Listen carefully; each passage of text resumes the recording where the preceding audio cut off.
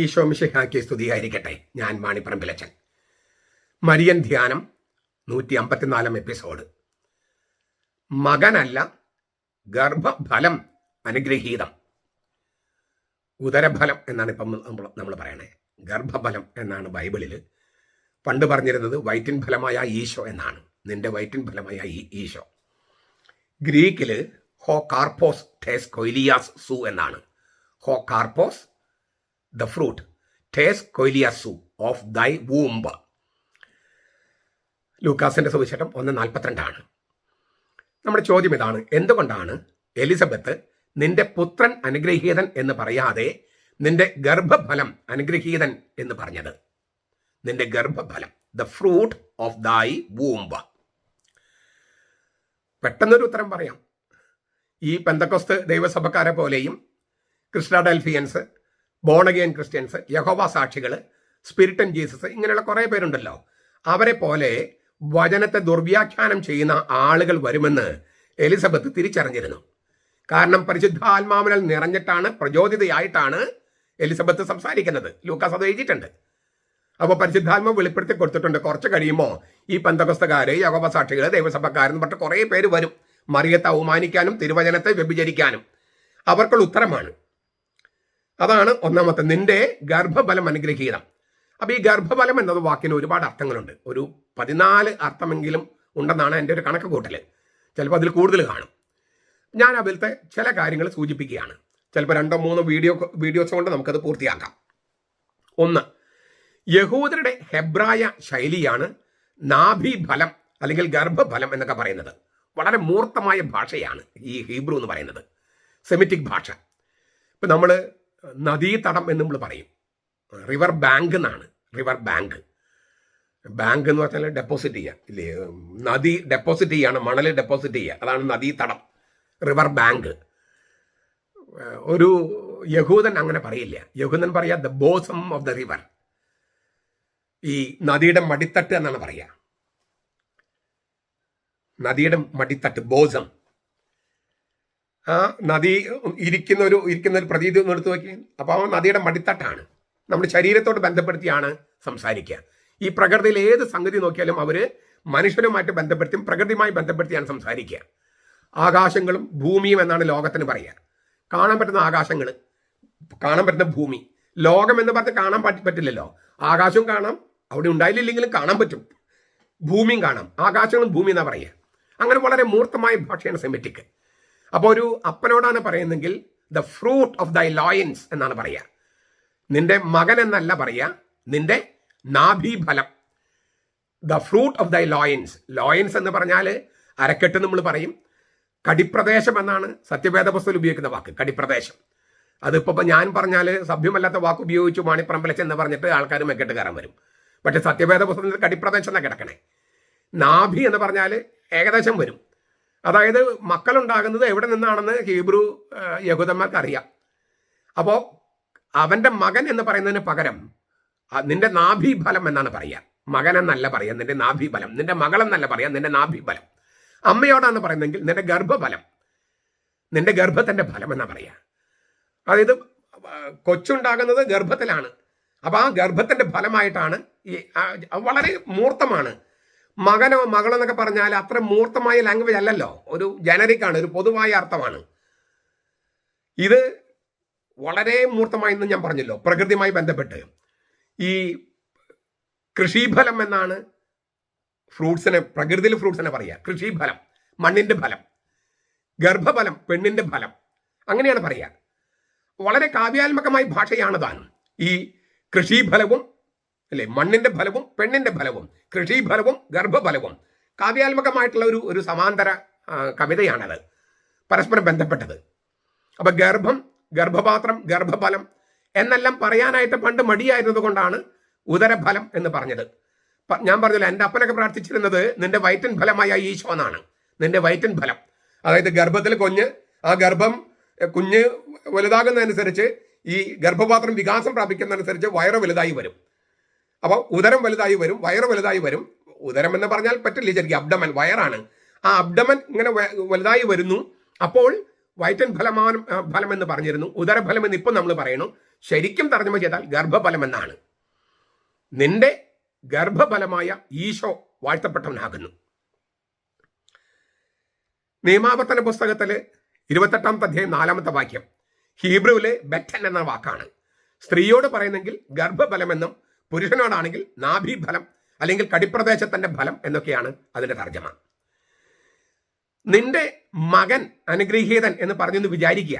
ഈ എലിസബത്ത് പറഞ്ഞത് നിന്റെ ഗർഭഫലം അനുഗ്രഹീതം എന്നതിന് പകരം മകൻ എന്ന വാക്ക് പറഞ്ഞു. മകൻ തീർച്ചയായിട്ടും ബന്ധത്തെ സൂചിപ്പിക്കുന്നു.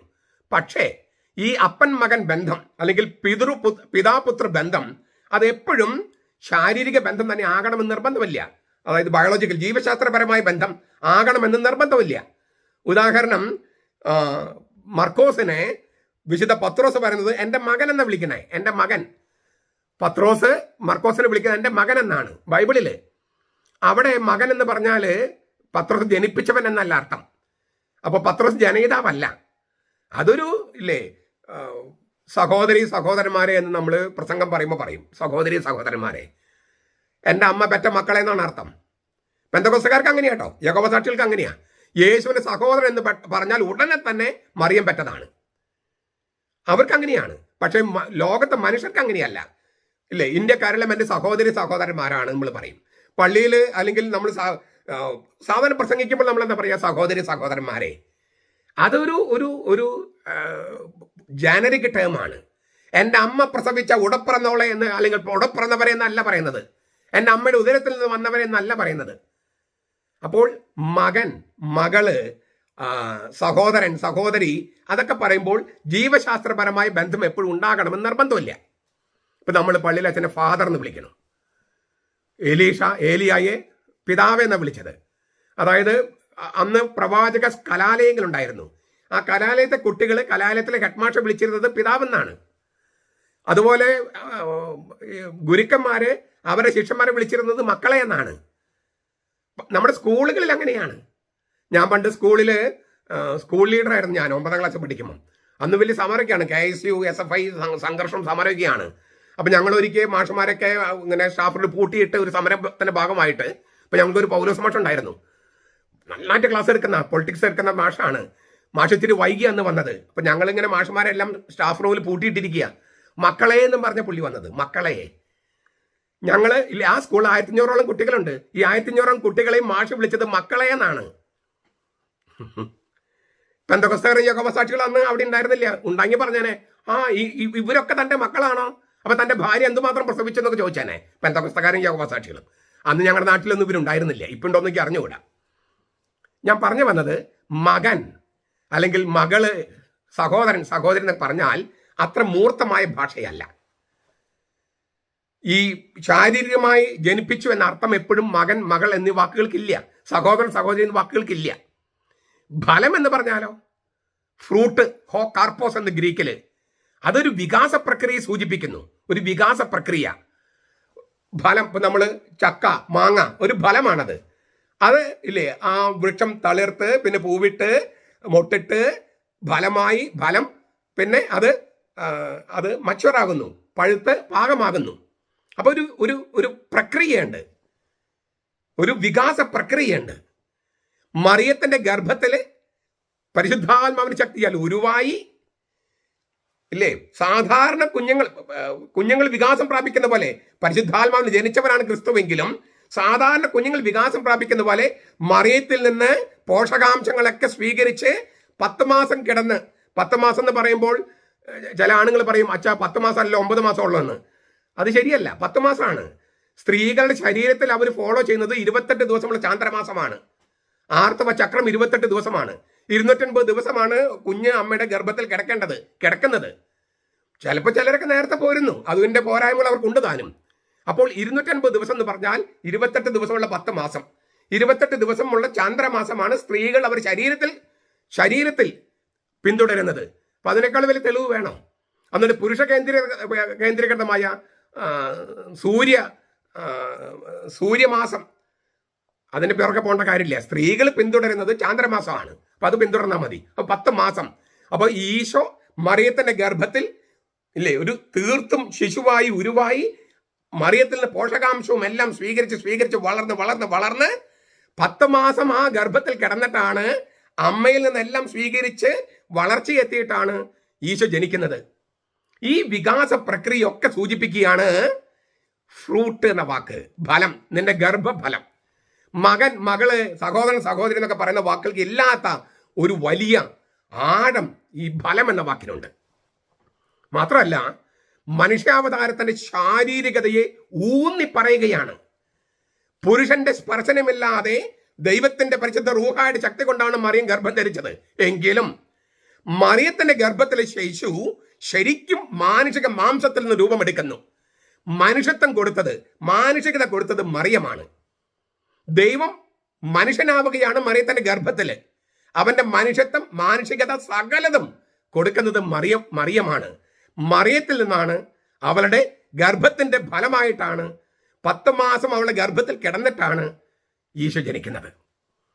ഈ സത്യമാണ് പെന്തക്കോസ്തക്കാരും യഹോവ സാക്ഷികളും നിഷേധിക്കുന്നത്. അവര് പറയുന്നത് മറിയത്തിന് യാതൊരു പ്രാധാന്യവും ഇല്ല.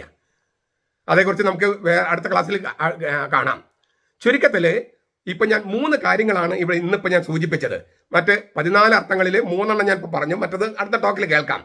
ഒന്ന്, ഈ പറഞ്ഞ പെന്തക്കോസ്ത ദൈവസഭക്കാരെ പോലെയുള്ളവരുടെ വചനം ദുർവ്യാഖ്യാനം ചെയ്യാൻ നടക്കുന്നവരെ, അവരുടെ ആർഗ്യുമെന്റ്സിന് മുൻകൂറായി തന്നെ മറുപടി കൊടുക്കുകയാണ് എലിസബത്ത്. നിന്റെ മകൻ, നിന്റെ മകൾ എന്നൊക്കെ പറയാതെ നിന്റെ ഗർഭഫലം എന്ന് പറയുന്നത് മറിയത്തിന്റെ ഗർഭത്തിൽ കിടന്നാണ് ദൈവം മനുഷ്യനായി ഭൂമിയിൽ പിറന്നത് എന്നുള്ളതിന് ഉത്തരം കൊടുക്കുകയാണ്. 1. 2, ഞാൻ പറഞ്ഞു ഗർഭഫലം എന്ന് പറഞ്ഞ് കൃഷിഫലം പോലെ നിയമാവർത്തന ദിവസം 7:13, നിയമാവർത്തന ദിവസം 28:4 ഞാൻ നേരത്തെ സൂചിപ്പിച്ചു. മണ്ണിന്റെ ഫലം കൃഷിഫലം, പെണ്ണിന്റെ ഫലം ഗർഭഫലം. കാവ്യാത്മകവും സമാന്തരം മാത്രമല്ല, അതിന് തമ്മിലൊരു പരസ്പര ബന്ധമുണ്ട് എന്ന് പറയുകയാണ്. ആ ബന്ധം, ഗർഭഫലം, മണ്ണിന്റെ ഫലം എന്നൊക്കെ പറയുന്ന ആ മണ്ണും പെണ്ണുമായിട്ടുള്ള ബന്ധം ഈ ഭൂമിയിൽ ദൈവം മനുഷ്യനായി വരുന്നു, മണ്ണിലേക്ക് വരുന്നു, അത് പെണ്ണിലൂടെ വരുന്നു. ആ ബന്ധം വെളിപ്പെടുത്തുകയാണ്. മണ്ണിന്റെ ഫലം, പെണ്ണിന്റെ ഫലം, കൃഷിഫലം, ഗർഭഫലം. അതിനോട് മാത്രമല്ല, ഒരു വളരെ മൂർത്തമായ ഭാഷയാണെന്ന് ഞാൻ പറഞ്ഞു കഴിഞ്ഞു. അപ്പനോടാണ് മകനെക്കുറിച്ചോ മകളെക്കുറിച്ചോ പറയുന്നെങ്കിൽ നിന്റെ നാഭീഫലമെന്നും, അമ്മയോടാണെങ്കിൽ നിന്റെ ഗർഭഫലമെന്നും പറയുന്നു.